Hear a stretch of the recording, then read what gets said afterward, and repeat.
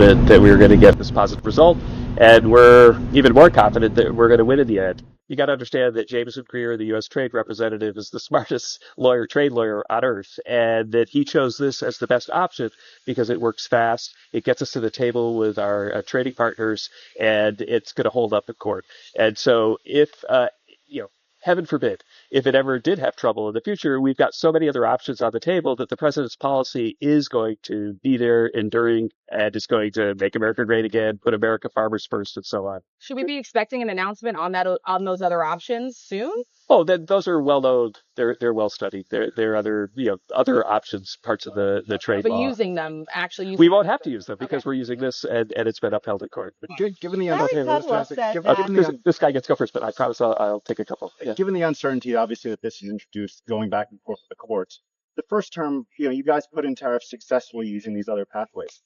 Why not just do those again the first time? Was it a mistake to, try this other new one, and now we're kind of back in a position where they have to use the original pathway? This is a legal strategy that was designed by the best legal minds in the business. And the fact is that a lot of the stuff that happened in the previous term while I was here, 2017, were challenged in court as well. And so this is a normal cycle of what happens when there's, trade law changes. And we're highly confident in the end result of the way we chose because it's been so scrutinized carefully by the people at USTR and other lawyers at the government, career lawyers often too. The Treasury Secretary had said, I think last week or a couple weeks ago, that there were a number of deals in the pipeline. He expected that there would be agreements in the next couple of weeks. And given this, is that still the expectation that in the next week or two, that's the expectation? Yes, that's right.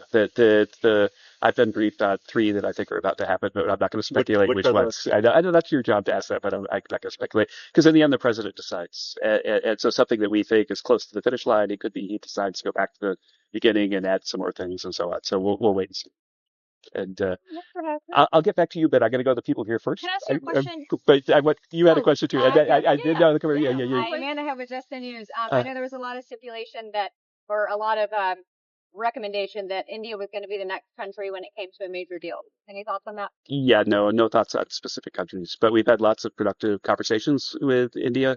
I had a wonderful meeting with their ambassador just recently, and so we're hopeful about that. But we're not going to put anybody ahead of the queue until the president decides to announce. I'll let you go first. Okay, thank you. Yeah, thank you. Yeah. Okay, Mr. Hassett, Larry Kudlow said on Fox that the bill that President Trump has endorsed, the big beautiful bill, is going to put more money in Americans' pockets. Can you name one way that will happen? I could name a whole bunch of ways, but if we don't tax tips, then when you have your tip income, then the government's not taking any away. If you don't tax overtime, then the way it's in the bill is if you get paid time and a half, then you get taxed on time, but not the half.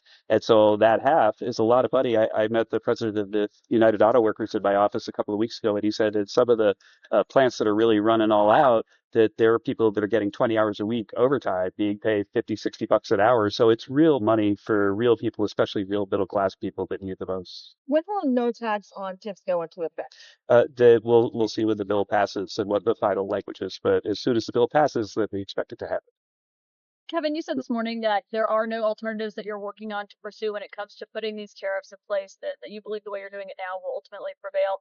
Peter Navarro just told us that they are looking at alternatives. Oh, no, if I said that I misspoke because there's so many ways to do it. But the point is we're highly confident in this way.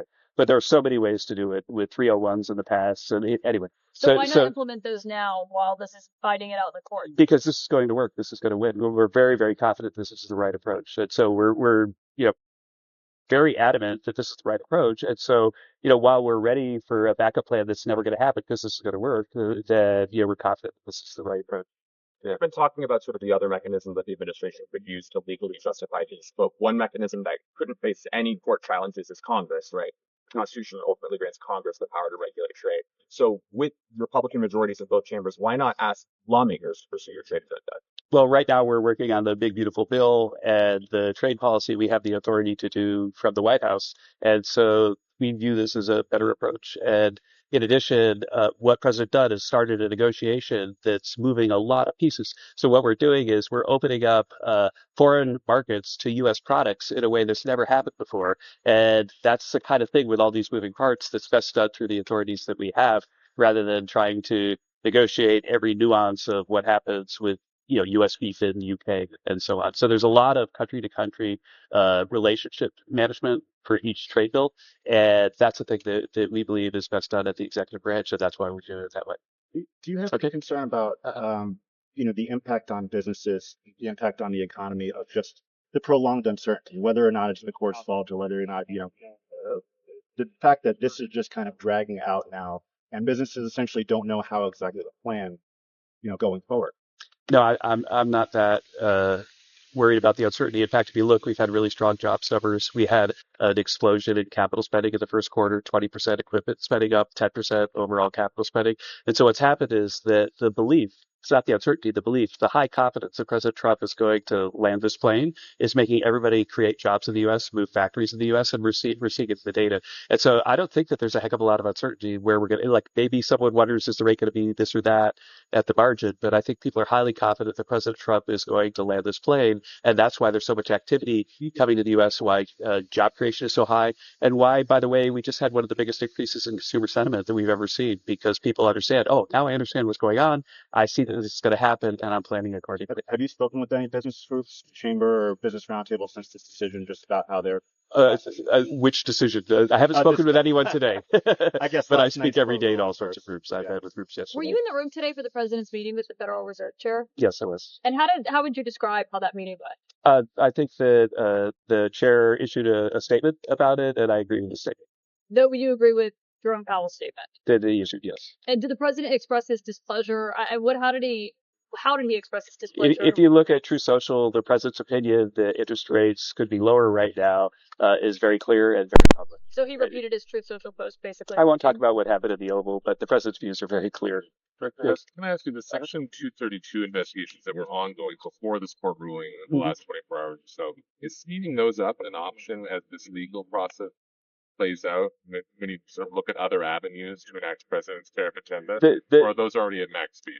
The pace of those legal questions is something that you have to ask James Spear about. Okay. I'm just an economist again. So How are you? like if the lawyers are moving too slow for an economist, but maybe much faster than it's possible.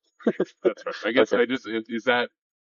is pivoting to existing authorities Plan B or Plan A, as you're calling it? I don't think we need a plan B. I think Plan A is going to work, but we're ready for everything that happens. All right. Okay. Well, thanks, guys. Thank you so much. Thank you. Enjoy the Yeah, beautiful day. really appreciate it.